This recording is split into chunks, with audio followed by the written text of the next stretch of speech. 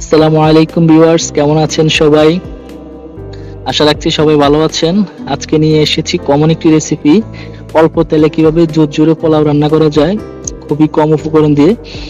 আমি খুব সহজভাবে পোলাওটা রান্না করার চেষ্টা করব, সবাই সঙ্গেই থাকুন। প্রথমে আমি একটি প্যান নিয়েছি, এর মধ্যে আমি হাফ কাপ পরিমাণ সরিষার তেল দিয়েছি। এর মধ্যে দিয়ে দিচ্ছি দুটো তেজপাতা, 2 টুকরো দারচিনি, 4টা এলাচ। এলাচটা আমি পাটিয়ে নিয়েছি, তেলের মধ্যে একটু ভেজে নিচ্ছি। এরপর যে আমি দিয়ে দিব বড় সাইজের একটা পেঁয়াজ। আমি পেঁয়াজটাকে কুচি করে কেটে নিয়েছি। পেঁয়াজটা একটু ভেজে নিব।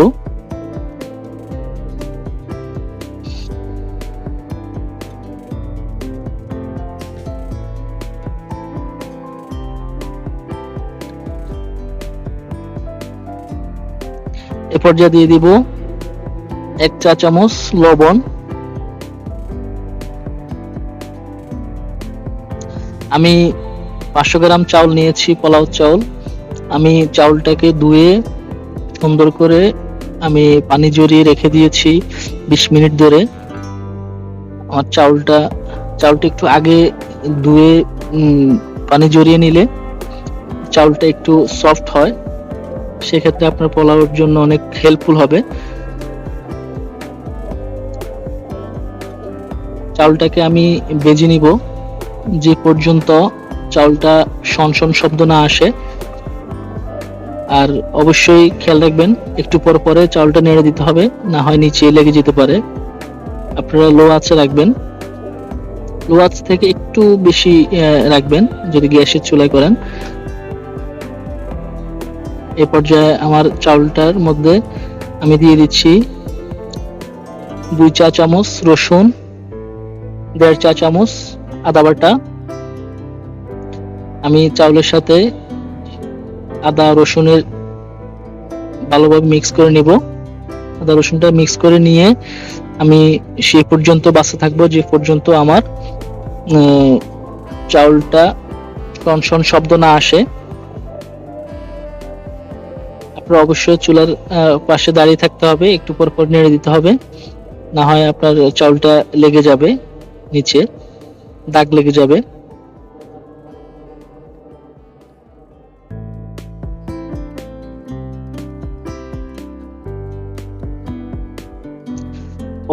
অবশ্যই আপনারা গরম পানি করে রাখবেন। আমার চাউলটা সনসন শব্দ চলে এসেছে। এ পর্যায়ে আমি যে পরিমাণ চাউল নিয়েছি তার ডাবল পানি দিচ্ছি।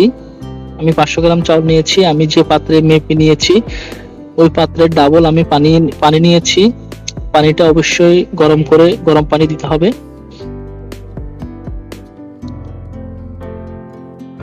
আমি চাউলটা জাল করে নিচ্ছি।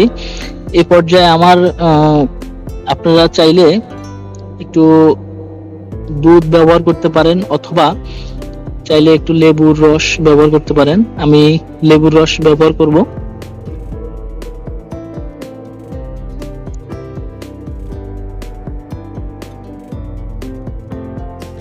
এ পর্যায়ে দিয়ে দিব লেবুর রস। লেবুর রসটা দিলে পোলাওটা একেবারে ঝুরঝুরে হবে।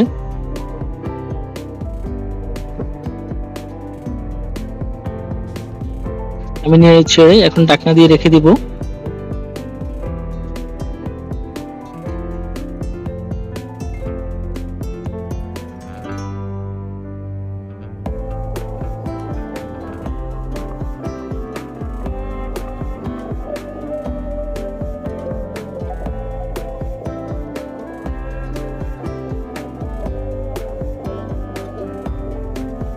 কিছুক্ষণ পর আমি ঢাকনাটা উঠিয়ে দেখলাম আমার পানিটা অনেকটাই কমে এসেছে।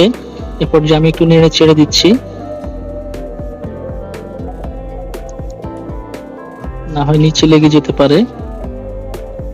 আমি পেঁয়াজের বেরেস্তা করে রেখেছিলাম, আমি এই পর্যায়ে দিয়ে দিব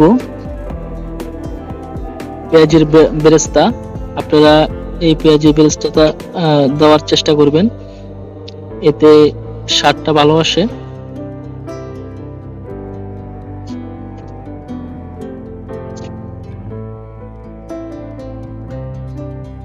পেস্তাটা আমি একটু মিক্স করে নিচ্ছি আলতো হাতে।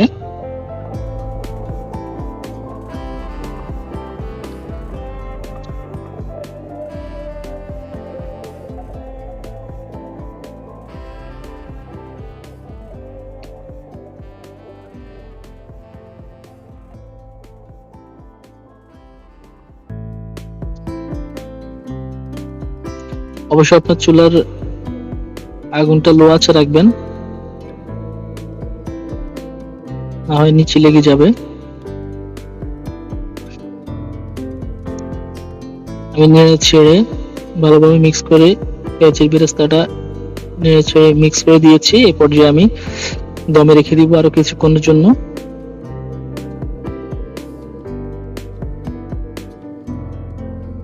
আমি চুলা এখনো বন্ধ করিনি, চুলা লো আঁচে রাখবো কিছুক্ষণ। এরপরে আমার পোলাওর পানিটা শুকিয়ে গেছে, এই পর্যায়ে আমি চুলাটা অফ করে রাখবো। অফ করে দিয়ে আমি ঢাকনা দিয়ে দমে রেখে দিব 10 মিনিটের জন্য। ফিরে আসছি 10 মিনিট পর। 10 মিনিট পরে ফিরে এলাম, দেখুন পোলাওটা একেবারে পারফেক্ট পোলাও রান্না হয়ে গেছে, খুবই ঝুরঝুরে হয়েছে।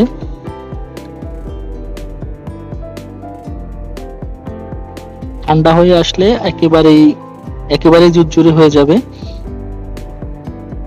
ধন্যবাদ সবাইকে ভিডিওটি দেখার জন্য। ভালো লাগলে অবশ্যই একটি লাইক দিয়ে রাখবেন আর চ্যানেলটা সাবস্ক্রাইব করে রাখবেন, যাতে পরবর্তী ভিডিও নোটিফিকেশন আপনার কাছে সবার আগে পৌঁছে যায়। ধন্যবাদ সবাইকে, ভালো থাকবেন, শুভকামনা। আসসালামু আলাইকুম রহমতুল্লাহ।